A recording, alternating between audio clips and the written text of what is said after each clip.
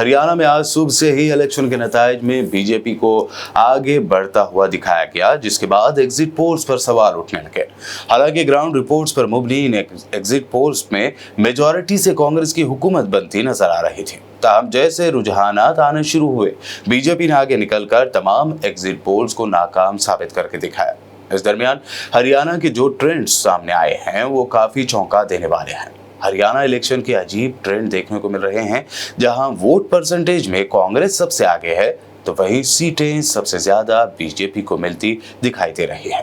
रुझानात में जहां बीजेपी को 49 सीटें मिलती दिखाई गई हैं तो वहीं कांग्रेस 36 सीटों पर ही रुक गई है। इस दौरान कांग्रेस पार्टी ने इलेक्शन कमीशन का दरवाजा खटखटाया है।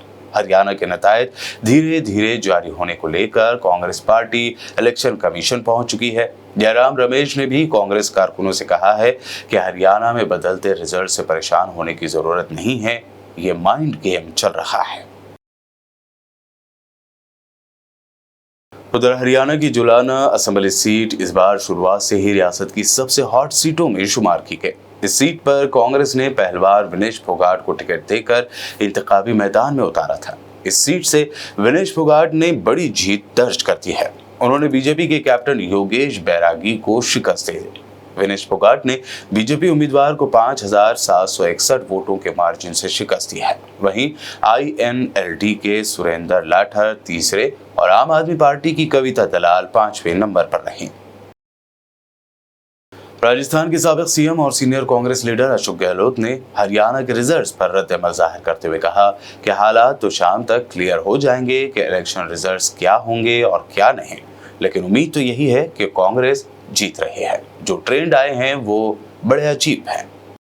ट्रेंड आए वो बड़ा विश्वास करने योग्य नहीं है। अभी शाम तक विश्लेषण होगा, क्या कारण रहे होंगे, क्या कम ज्यादा आ रहे, तो अभी परिणाम आने बाकी है। अभी है क्या उम्मीद आपको?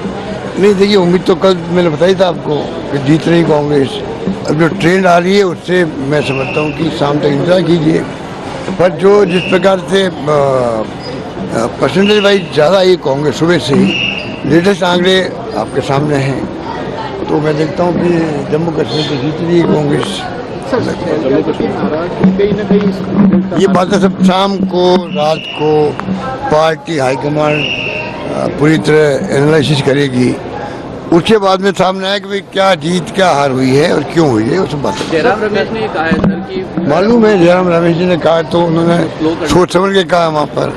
हरियाणा में बीजेपी की जीत अब तय मानी जा रही है तो वहीं किसान लीडर राकेश टिकैत ने मीडिया से बात करते हुए हरियाणा रिजल्ट्स को ताज्जुब कयास करार दिया। साथ ही उन्होंने इशारों में इसके लिए EVM को भी जिम्मेदार ठहराया। भाई उलटफेर जितनी इनकी सीट आ रही है सरकार की, इतने की उम्मीद किसी को नहीं थी। लेकिन क्या गणित रहे, ये दूसरी पार्टी को गठबंधन नहीं होने देते, उनको सबको अलग अलग लड़वाते हैं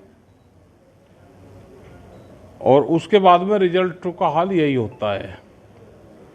इस बार लग रहा था हरियाणा में कांटे की टक्कर के बाद में कांग्रेस आगे रहेगी, लेकिन रिजल्ट देखो वहाँ पे कास्टिज्म का बड़ा खेल है। किसान वर्सेस अदर्स में चुनाव का खेल खेलते हैं, बहुत साइलेंट तरीके से खेलते हैं। ये बड़ा घपला है किस्म से वहाँ पे।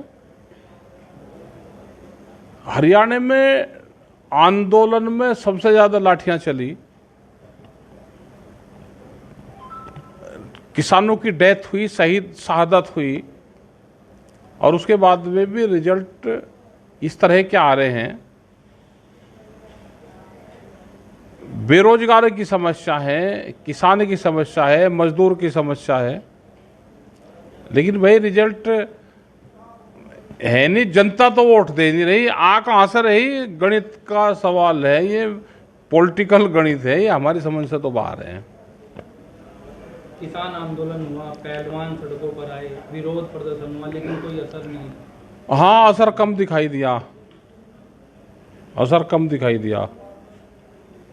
तो आपका ये मानना है कि जनता वोट नहीं दे रही, पर वोट कहाँ से आ रही? वोट कहाँ से आ रही है पता नहीं भाई, वोट कहाँ से आ रही। तो आपका क्या मानना है, कहाँ से आ रही? और भाई क्या बता कहाँ से आ रही, हम ही क्या बताते, हम हम तो अपनी वोट दे हुए, यहाँ पे भी जब चुनाव हो वोट आवे। जैसे अभी गन्ने की समितियों के चुनाव हुए और सबने देखा कि पर्चे कैंसिल हुए और उनके कैंडिडेट जीत गए बगैर वोट की, तो वोट आवे ऐसे।